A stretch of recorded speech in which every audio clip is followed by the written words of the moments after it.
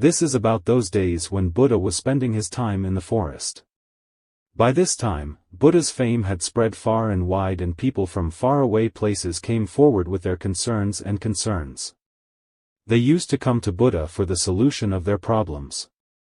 Similarly, one day when Buddha was giving sermon to his disciples in Mawan, a middle-aged man named Ramu was coming towards Buddha carrying his young son with him. When we reached near the spot, Buddha took one look at them and gestured to them to sit when the sermon ended. And when all the people left from there, Buddha called that person to him and asked him to sit. There was greenery all around, the weather was very pleasant and of various types. The sound of birds was echoing. Seeing such a scene, that person i.e. Ramu was feeling immense peace from within. After this, Mahatma Buddha asked Ramu the reason for coming. On this, Ramu said after taking a long journey of 2 or 3 days in Tathagata, "I have brought my son Rajesh to meet you. He is my only son and he remains tired all the time. It seems as if there is no life inside him. His nature has also become very irritable, if we do anything about it. Even when we say that he gets angry at small things, his ability to see is also weakening before age. And her hair has also started turning gray and she seems so old to me at such a young age. So I am not able to understand anything. Tathagata, I am very worried about my son's health. And when I took my son Rajesh to Vedji, he gave some medicine and said, 'Tell your son Rajesh to take less stress, he takes too much stress in his mind. That is why he has become like this.' But even after explaining to him a lot, he did not understand the meaning of stress. I do not know what stress is, what are the reasons for it and how can I remove it from the mind of my son Rajesh, but I do not know the meaning of stress. First of all, we have to understand what stress is. That is why I have come to you in Tathagata, please solve my problem." Listen to this. Buddha looks at his son Rajesh very carefully, looks at his face, looks at his eyes and then also looks at the pulse of his hands. After doing all this, Buddha tells the person to take tension. So no one wants it. But still this stress catches people's mind like termites and the person does not even know that he is living under stress. Understands the causes of stress well, and makes a scale about stress so that he can know how much it is. If someone is under stress then he can also find a solution to this problem. First of all you should understand what is stress. Whenever a person is doing some work but his mind is wandering somewhere far away, it is in imaginations and so a distance is created between his body and mind. The greater this distance, the more unconscious the person is and this distance and tension between the body and mind is called stress. After all, any favorite game. Why does a person feel energetic and happy after playing when he has tired his body?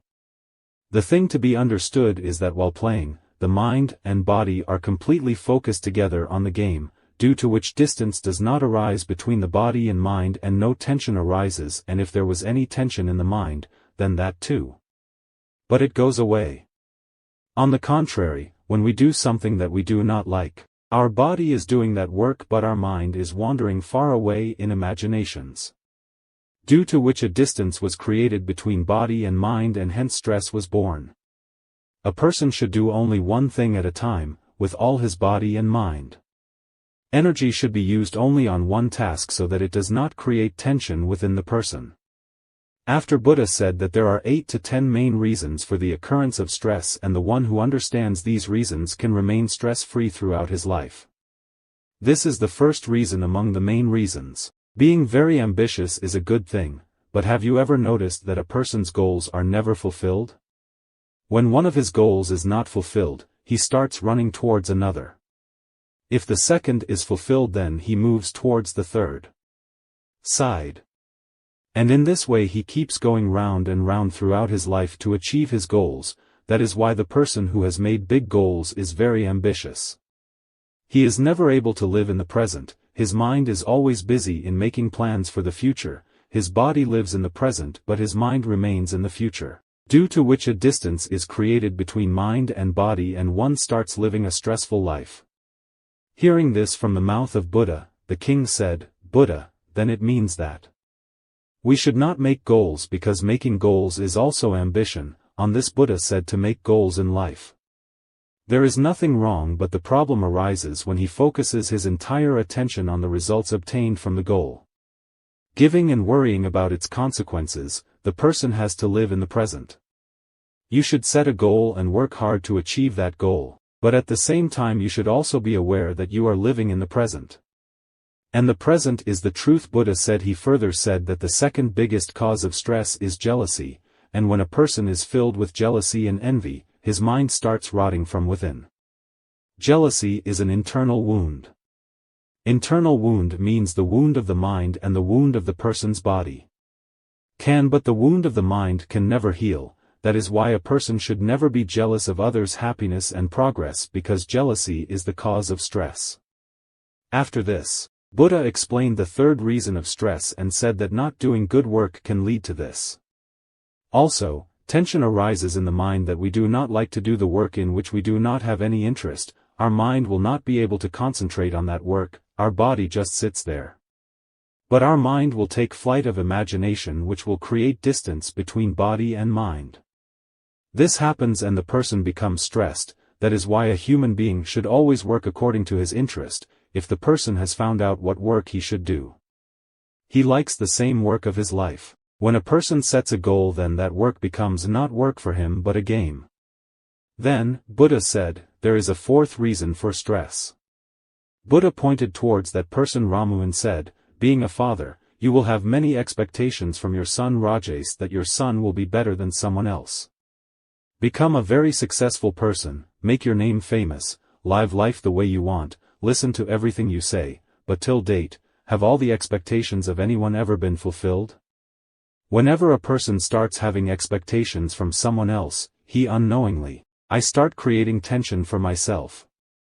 Just imagine if your son Rajesh is yours that is not working as per your expectations and is not able to become what you want it to be, then, surely the stress in your mind will catch hold of you. You will start living a life full of stress, and under the control of this stress you will become like this. You will behave like such things. If you do this, your relationship with your son will deteriorate further. Therefore, one should have as little expectations as possible from others, and if you want to be completely stress-free, then stop expecting from others. After this, Buddha said that physical pain is also a reason for human stress. When a person is going through some physical pain, then he should pay full attention to him. He is in that physical pain and he keeps thinking about it the whole day, due to which his mind gets filled with thoughts of sadness. And in such a situation, hearing this, Ramu said that the person starts feeling stressed. O Buddha, physical pain can happen to any person. Then what happened that a person will live in stress throughout his life? Answering this question, Buddha said that man should understand that our life is the basis of sorrows as ours. Life goes on, it brings sorrows, diseases and finally death.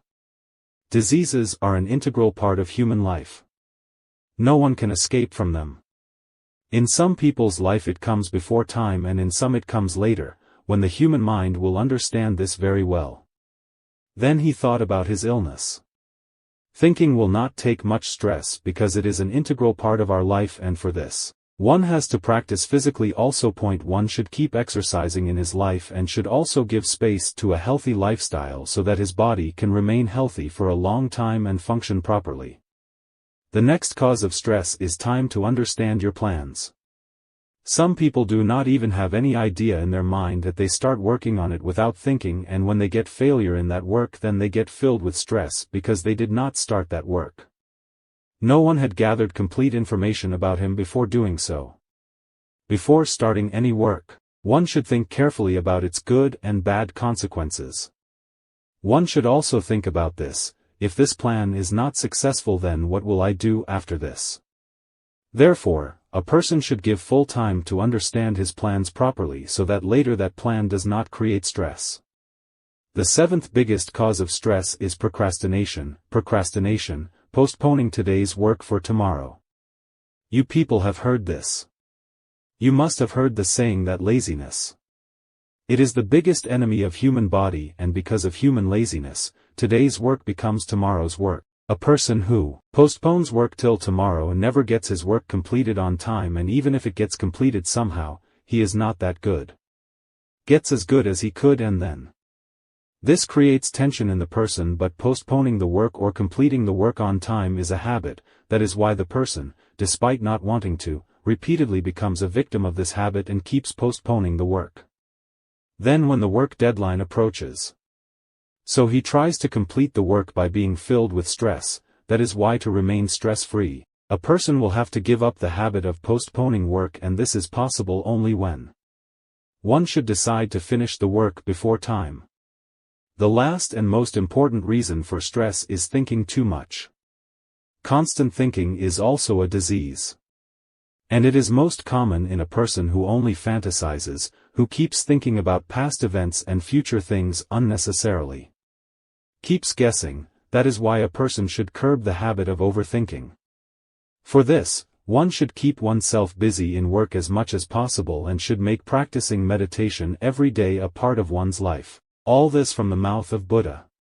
Hearing the words, the person folded his hands and said, "Buddha, my son is only 20 years old. And he doesn't even have enough understanding to follow all the things told by you together. Please tell me some easy way to remain stress-free so that my son can follow it and also remain stress-free."